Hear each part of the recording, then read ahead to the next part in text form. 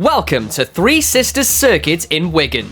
See, I told you I'd do an outdoor race, didn't I? Although, I admit, this is not the kind of outdoor race I had in mind. Tentatively entering myself in a 2-hour team endurance race, my teammates being Luke and John, in karts that have the capability to reach 70 miles per hour. Roughly 30 miles per hour faster than your standard indoor rental. What on earth have I gotten myself into here?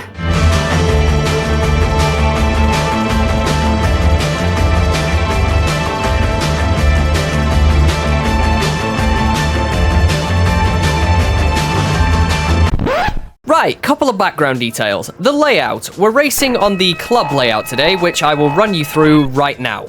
Okay, so as we cross the line, it's a right-hander through the paddock bend, and then a left-hand corner through a segment known as the S's. This itself leads us up to the Rogerson Straight, giving us a quick boost of speed before we swing to the left, and then bear right through a corner known as the Lunar Bend. After that, we've got the long Conrod Straight, before finally bearing right back through the S's again, and then it's one last dash towards the final corner, Joey Dunlop, and then a dash across the line. The event. It's a 2-hour long race with 3 mandatory driver swaps and 1 fuel stop. Before that, however, is a 20-minute qualifying, which every driver on the team is required to participate in. Whoever is in the kart when qualifying ends is the driver who starts on the grid. With that knowledge in hand, I bravely volunteered to do qualifying first, and I was not ready for how much I was going to love this. Oh my god, that's amazing! Oh, that's so cool! Oh! Oh my god!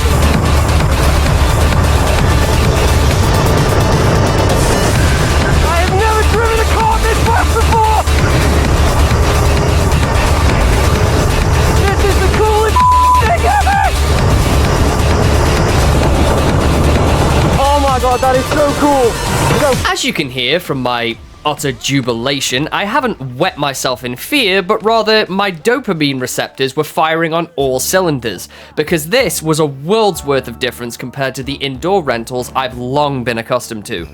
This practice session flew by way too quickly for me, but now it's time to pit, let the lads go out for their laps, and then John will start the race off for us. The bane of my existence is that man like that. We qualified P10 out of 13, but John had a brilliant start, climbing 3 or 4 positions and then getting into a really entertaining battle from the sidelines. Can he defend? Coming down the straight? Yeah, he's well clear. But eventually, it was my turn. But before I start this stint, you might be wondering, how the hell is he recording all this? Well, Three Sisters have some strange policies when it comes to what you can mount to your helmet while you're on the circuit. Whatever this thing is on the side of this guy's helmet is apparently completely acceptable, but a GoPro, oh no siree, that electronic recording device is the stuff of nightmare! According to the FAQ, you're only allowed to use a chest mount, although I would later find out that shoulder mounts were allowed. But a chest mount simply was not going to do because it is the worst angle in the world to record from. So what I did was, I splashed out 350 quid on an Insta360 Go 3, Frankensteined a magnet into the lining of my helmet, and bam, internal helmet camera. All credit for this idea goes to the Pit Lane Collective. Subscribe to this man or I will vaporize you. Now, with that out of the way, Let's do this.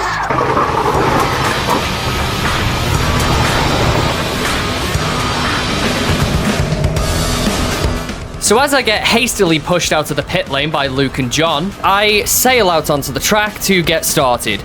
Now, an important background detail right here is that I am on the middle stint, so all I'm trying to focus on in my head is capitalizing on all of the progress John has made so far.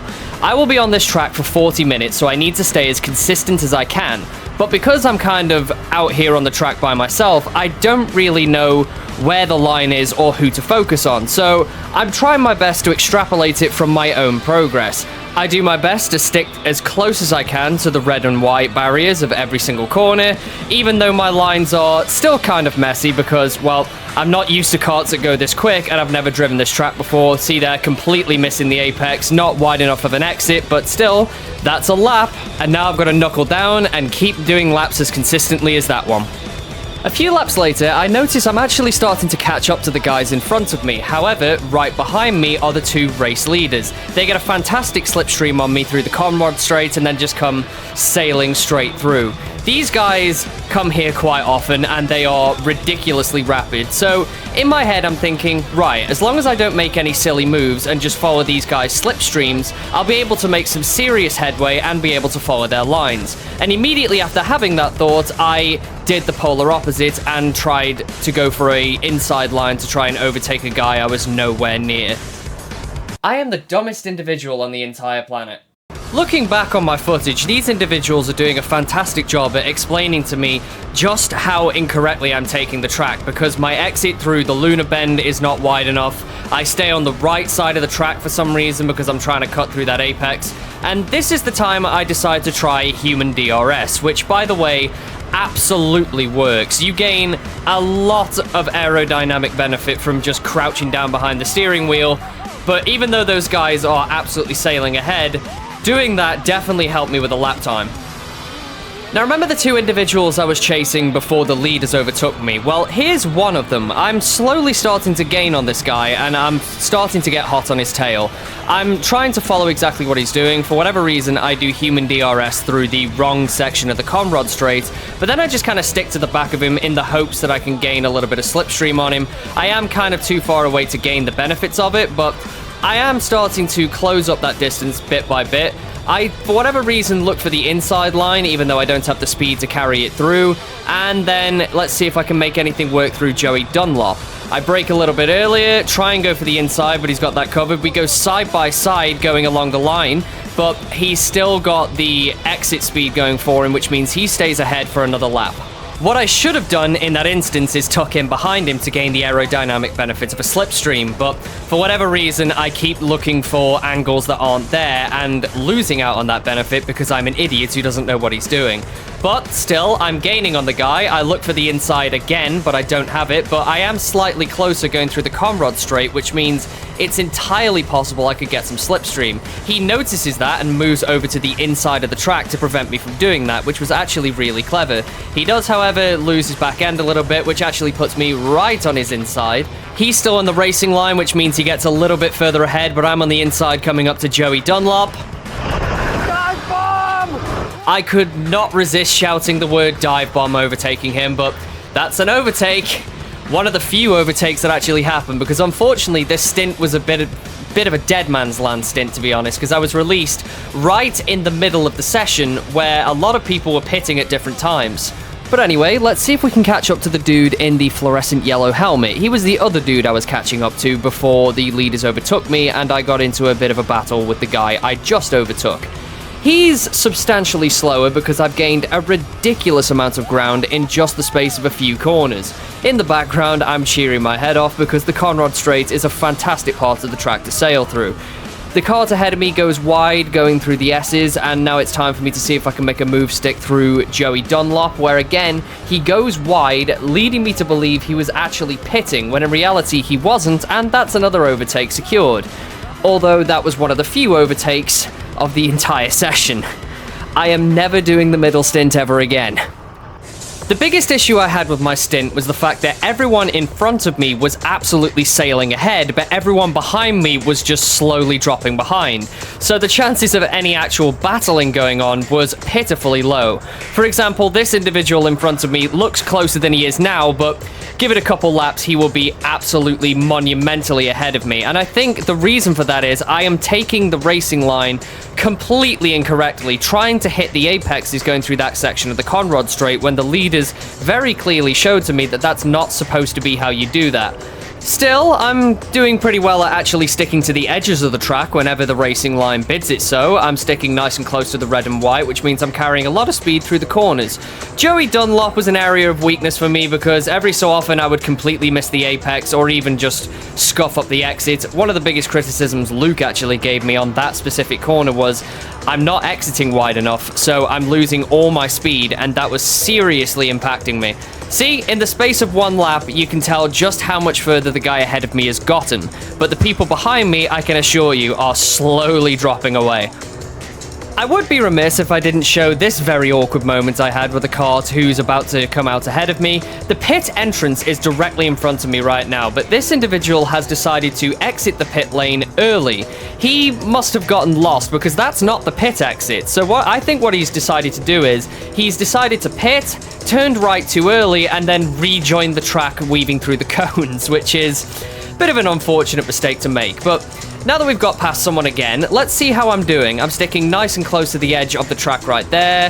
This specific corner, I feel like I should have been a little greedier on the red and white and a little wider on the exit, and I definitely should not keep going for that apex on my right there, because this is apparently the racing line what I'm on. Take it nice and wide, and then you're on the left. Maximum speed set up for this corner right here, and trust me, that is what I'm trying to do every time I remember.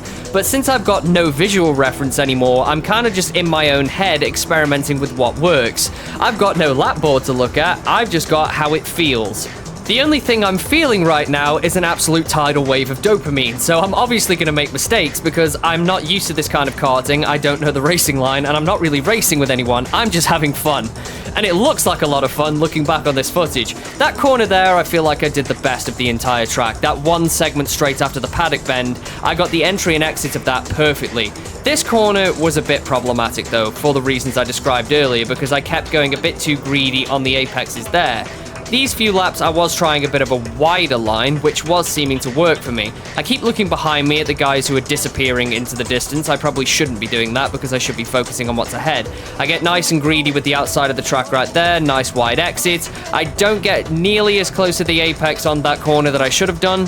But have I fixed my habits through Joey Dunlop? I hit the apex a lot closer this time, but my exit is still not wide enough. I'm still not as wide as I should be, but still, it's better than last time. I'm improving bit by bit, and trust me, I've got plenty of time to improve out here. Surprise lighting change. We are now a bit later into my stint because I wanted to highlight one of the most frustrating parts about it. After lap of seeing absolutely no one on the track, and I mean no one, when I finally start gaining on someone, hoping for an overtake or a battle, they immediately pull into the pits. This happened multiple times throughout my stints, and it was the most annoying thing in the world because all I wanted to do was race people and I was just here hot lapping. Don't get me wrong, hot lapping's fun too, but I just really wanted to race, man. It seems like much later into my stint, my prayers get answered because this guy in front of me pulls out of the pits right in front of me. I brake as a bit of a reactionary because I'm not sure how fast he's going, and the last thing I want to do is rear-end someone at 70 miles an hour. It seems like I've started to learn my lesson when it comes to chasing people for slipstreams, because I do my best to stick to the back bumper of this guy. I make the mistake of thinking I've got enough slipstream to try for an overtake here, which clearly isn't the case, so I get behind him again and immediately start deploying human DRS going down the Conrod straight, where I'm surprised by how much tow I've gotten. Holy that toe! I gained a lot on this guy. You can't see it on the footage because, of course, all you're seeing is my steering wheel, but I closed a lot of distance, and I was able to actually utilize that going into the Dunlop hairpin because I brake a little bit earlier, find that gap, and absolutely send it straight through. However, we are now side by side, which means I've got to shut him out at this corner here, which I do beautifully. Very happy about that one. That joy did not wear off at any point throughout that session because I'm going to show you one last lap before I cut this short, because as I come sailing through this section, I noticed there's someone behind me. Oh, you ain't gaining on me, mother. No way, no how.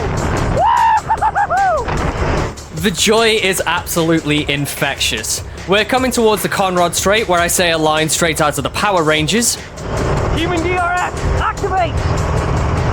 Yeah, baby. Oh, the camera just died. The camera definitely just died, I heard that. Unless that was a low battery warning. Unfortunately, as you just heard me say, as good as this camera is, it's recording at 1440p 50 frames a second. The battery life isn't going to last the whole 40-minute stint, and to be honest, it was a bit of a dead man stint and not a whole lot happened anyway, so let's pull off the track and have a little chat. A regrettably uneventful stint, thanks to the dead man's land I was released into, comes to a close, but it was not a boring experience. These karts are something else entirely, and I loved every single moment of driving these.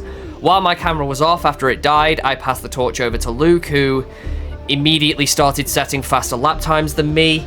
For God's sake, Luke! And then John finished the final stint to bring the wheel nuts home in P6, which was a fantastic leap above what we had predicted for ourselves. We even possibly could have placed higher, but an issue with the refueling meant that our fuel stop set us a lap down, which was doubly heartbreaking considering I was P3 when I pulled into the pits. But nonetheless, P6 for the team, and finally, you've gotten to see me race outside. Trust me, it won't be the last time I race here, because the moment I stepped out of that kart, I phoned Josh to tell him, we are absolutely coming back here again. I genuinely cannot wait for that, but also, the team decided we're going to participate in the remainder of the championship, so it's definitely not the end of Three Sisters for me. I will be uploading every single endurance event I compete in. Stay tuned for next time, whether it's another race at Three Sisters, or maybe we'll head back indoors for either a new or familiar track. That's code for I haven't decided yet. Until next time.